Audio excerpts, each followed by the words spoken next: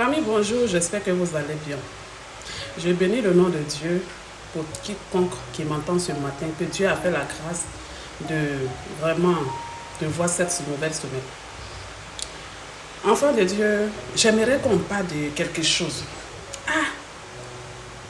J'ai parcouru la Bible et j'ai vu que quelque chose qui m'a un peu... que je veux partager avec vous en fait. J'ai dit, Dieu considère les gens qui ne le connaissent pas, ceux qui ne connaissent pas Dieu là, qui disent qu'ils sont riches là, Dieu les considère comme des misérables, des pauvres. Ceux qui disent qu'ils sont intelligents là, les intelligents de ce monde là, les scientifiques, si vous voulez, et puis en tout cas, les personnes intello là, comme on le dit. En tout cas, nous on n'en fait pas partie. Dieu considère ces personnes comme des personnes aveugles. Mais j'ai dit, ce qui m'a le plus touché, comment Dieu considère ceux qui n'ont pas accepté Jésus-Christ comme Seigneur et Sauveur. Oui, toi qui m'écoutes là, qui ne connais pas le Seigneur Jésus-Christ, qui le refuse. Comment Dieu te considère? Comment Dieu les considère? Dieu les considère comme des personnes qui sont... c'est pas facile à dire, mais c'est pas moi qui ai dit. Si vous voulez, vous allez partir voir dans la Bible là-bas. C'est écrit. Dieu vous considère comme des personnes qui sont mortes. Oui. Dieu vous considère comme des personnes qui sont mortes. Morts, mais en esprit. C'est-à-dire, on vous voit, vous respirez, vous parlez.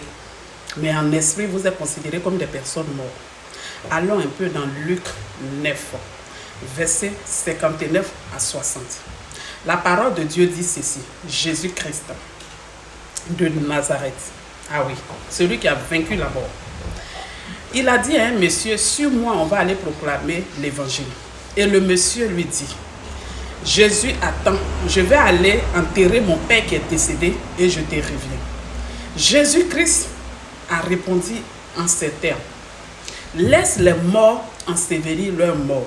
En gros, ces personnes qui sont avec le cadavre à la maison, là, c'est des personnes aussi qui ne connaissent pas Dieu. Dieu les considère comme des morts en esprit.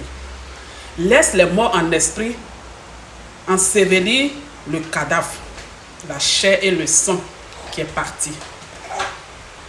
J'ai dit, ce message est fort. Moi, je ne comprends pas quelque chose. Les gens pensent que quand on parle de la mort à la vie, c'est lorsque vraiment le corps ne fonctionne plus. C'est pas ça seulement. Ton esprit même qui alimente ton corps. Ton esprit même qui doit faire vivre ton corps là. Si l'esprit ne vit plus, c'est compliqué. C'est-à-dire tu marches comme ça, mais tu es considéré comme un mort vivant. Je comprends pourquoi souvent tu dis quelqu'un bonjour. Demain tu entends que la personne n'est plus. Mais parce que la personne était en gros comme un cadavre qui marchait. La mort peut venir l'emporter à n'importe quel moment. Je dis, toi qui m'entends là-haut, est-ce que tu as accepté la vie? La vie, c'est Jésus-Christ de Nazareth. Oui. Le nom que vous n'aimez pas entendre. Mais il faudrait qu'on se dise. C'est lui seul qui peut donner la vie à ton âme. Qui peut donner la vie à ton corps aussi. Oui. Parce que quand ton âme a reçu cette vie-là, ton corps peut résister longtemps. Mais lorsque ton âme n'est plus, ton corps là, tu es comme foco. Vous voyez quand quelqu'un est malade, juste quand la maladie a affaibli, quand tu touches un peu son mal, la personne peut tomber. C'est comme ça que tu es. Malheureusement, il faudrait qu'on se dise la vérité. Je vais vous envoyer un peu dans Jean 11. La Bible dit, Lazare est mort. Mais lorsque Jésus-Christ est venu là, Jésus-Christ a parlé au corps de Lazare et Lazare est sorti. Est-ce que vous vous êtes déjà demandé pourquoi Jésus-Christ a appelé le corps et puis il est sorti et non pas pour ce monsieur? Parce que l'esprit qui est dans Lazare, l'esprit là et l'esprit de Jésus-Christ là, ils se connaissent, ils se communiquent, ils sont amis. Donc lui là, c'est son corps qui est mort, mais son âme n'était pas encore morte. Parce que son âme a reçu ce qu'on appelle la vie éternelle.